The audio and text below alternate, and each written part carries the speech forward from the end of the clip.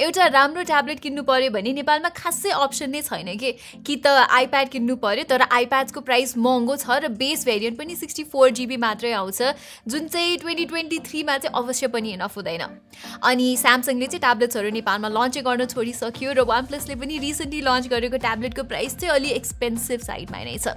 enter the Xiaomi Pad 6 जुन चाहिँ नेपालमा हालसालै लन्च भएको छ for an attractive price of 40,000 rupees र यो प्राइसको लागि तपाईले यो ट्याब्लेटमा चाहिँ 11 इन्चेसको 144 हर्ट्ज रिफ्रेश रेट भएको IPS LCD स्क्रिन पाउनुहुन्छ निकै पावरफुल Snapdragon 870 चिपसेट देखि लिएर 8840 mAh ब्याट्री र 33 वाटको फास्ट चार्जिङ पनि पाउनुहुन्छ सो स्पेक्स हेर्दा त निकै मजाको छ तर रियल लाइफमा चाहिँ युज गर्दा के पोजिटिभ र नेगेटिभ पक्ष छन् त यो ट्याब्लेटको आउनुहोस् आजको भिडियोमा त्यही डिस्कस गरौँ है त ओके सबैभन्दा सुरुमा चाहिँ एउटा ट्याब्लेट भनेपछि युजुअली हामीले त्यसलाई चाहिँ कन्टेन्ट हेर्नको लागि नै प्रयोग गर्छौँ र यो पर्पसको लागि चाहिँ Xiaomi Pad 6 चित्त बुझ्दो नै छ यहाँ AMOLED स्क्रिन चाहिँ छैन तर यो IPS LCD स्क्रिनको क्वालिटी चाहिँ एकदमै नै राम्रो छ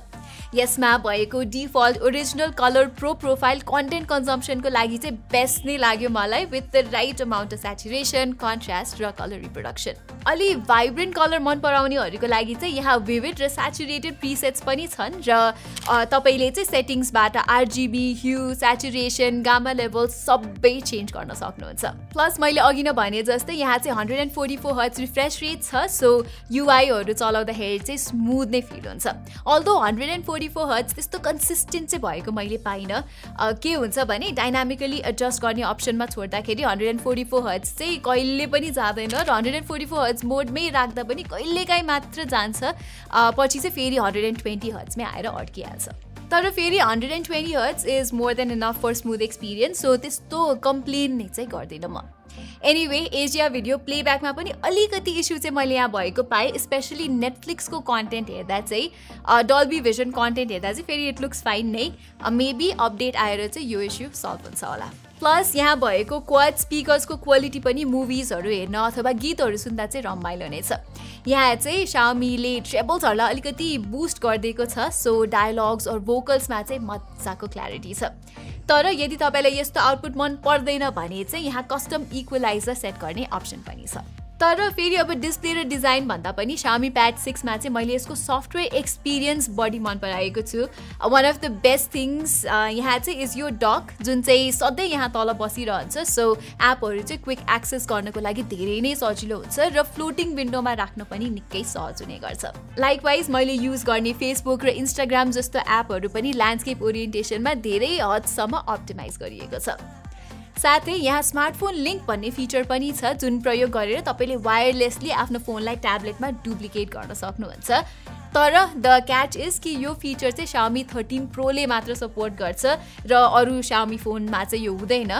बट होपफुली यो फिचर चाहिँ अब सस्तो Xiaomi फोनहरुमा पनि आउँछ होला चाँडै नै सिमिलरली यहाँ चाहिँ एक दुईवटा युआई चोइसेसहरु अलिकति क्वेशनेबल पनि लाग्यो मलाई जस्तै स्प्लिट स्क्रिन मोडमा चाहिँ एप लग्दाखेरि पुरै कुन्नासम्म ड्र्याग गर्नुपर्ने हुन्छ गरेन भने चाहिँ फेरि फुल स्क्रिनमै ओपन भइदिन्छ अनि Xiaomi ट्याब्लेट्समा सजिलै एपलाई एक्सेस गर्न मिल्ने साइड बार पनि अझैसम्म मिसिङ छ अनि साथै Xiaomiले चाहिँ यति उति वर्षको अपडेट दिन्छु भनेर पनि कमिट नै गरेको चाहिँ छैन एटलिस्ट अफिसियल कन्फर्मेसन नै चाहिँ दिएको छैन कुनै कुनै न्यूज आउटलेटहरुले चाहिँ 3 वर्षको अपडेट आउँछ भनेर भनेको छ तर Xiaomiले नै कन्फर्म गरेको भए चाहिँ अलि लेजिट नै हुन्थ्यो भन्ने हो ओके अब चाहिँ परफर्मेन्सको कुरा गरौँ र यहाँ चाहिँ यु गेट Snapdragon 870 पावरिङ इट अनि एज एक्सपेक्टेड यो पावरफुल चिपसेटले गर्दाखेरि चाहिँ सबै कुराहरू फास्ट चल्छ युआई रेस्पोन्सिभ हुनुदेखि लिएर मैले गर्ने सबै कामहरू चाहिँ यहाँ सुइनै चल्थ्यो फेसबुक चलाउने इमेल टाइप गर्ने मुभी हेर्ने र इभन गेम खेल्ने काम चाहिँ यहाँ फरक नै हुन्छ यो ट्याब्लेटको मेमोरी म्यानेजमेन्ट चाहिँ अलि स्ट्रिक्ट नै छ तर अलिअलि सेटिङ्स चेन्ज गरेपछि चाहिँ त्यो प्रब्लम इजिली सल्भ हुन्छ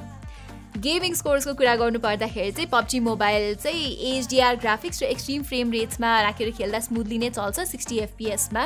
गेन्शिन इम्प्याक्टमा पनि हाई सेटिङ्स र 60 FPS मोडमा मजाको स्टेबिलिटी र इन्जस्टिस 2 मा पनि 120 प्लस FPS तपाईहरुले पाउन सक्नुहुन्छ तर पछि चाहिँ खै किन हो 100 FPS मै आएर क्याप भइदिन्छ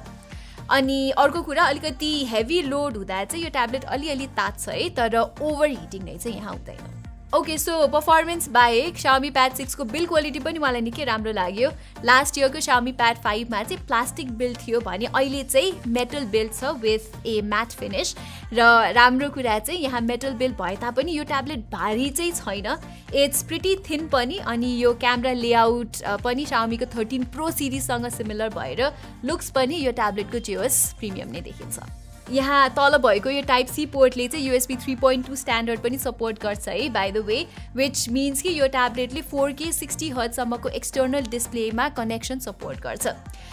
तर फेरि बक्समा आउने केबल चाहिँ USB 2.0 मात्र हो सो एक्सटर्नल डिस्प्ले कनेक्ट गर्न चाहिँ तपाईले छुट्टै केबल किन्नुपर्ने हुन्छ भिडियो कल्सहरू गर्ने चाहिँ Xiaomi Pad 6 मा होराइजन्टली एउटा 8 मेगापिक्सलको क्यामेरा छ अगाडिपट्टि यसले एप्पल जस्तै सेन्टर स्टेज फिचर पनि सपोर्ट गर्छ अनि पछाडिपट्टि चाहिँ 13 मेगापिक्सलको क्यामेरा छ जसबाट नोट्सहरूको फोटो खिच्न चाहिँ जो सफिसिएन्ट नै हुन्छ लास्टली ब्याट्री लाइफको कुरा गर्दा मैले यो ट्याब्लेट चलाउँदा चाहिँ रफली 8 घण्टाको ब्याकअप पाएको थिएँ विच इज भेरी गुड भन्न सकिन्छ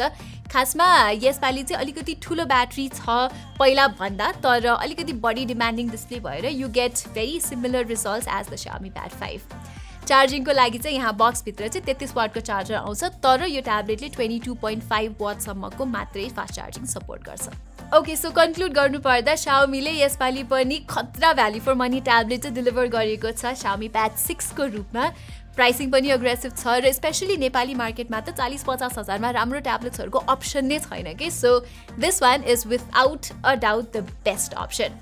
प्लस यहाँ किबोर्ड र स्टाइलसको सपोर्ट पनि छ जुन चाहिँ तपाईहरुले छुट्टै किन्नुपर्ने हुन्छ ओभरअलमा चाहिँ Xiaomi Pad 6 is the best tablet for the price and I would definitely recommend it र if you want to buy this tablet तल दिएको हाम्रो एफिलिएट लिङ्क हुकुट स्टोरबाट नै किन्नु होला this really helps our channel grow as well र यति भन्दै I hope you enjoyed this video if you did हाम्रो च्यानललाई सब्स्क्राइब गर्न चाहिँ नबिर्सिनु होला यति भन्दै म प्रतिमालाई बिदा दिनुहोस् धन्यवाद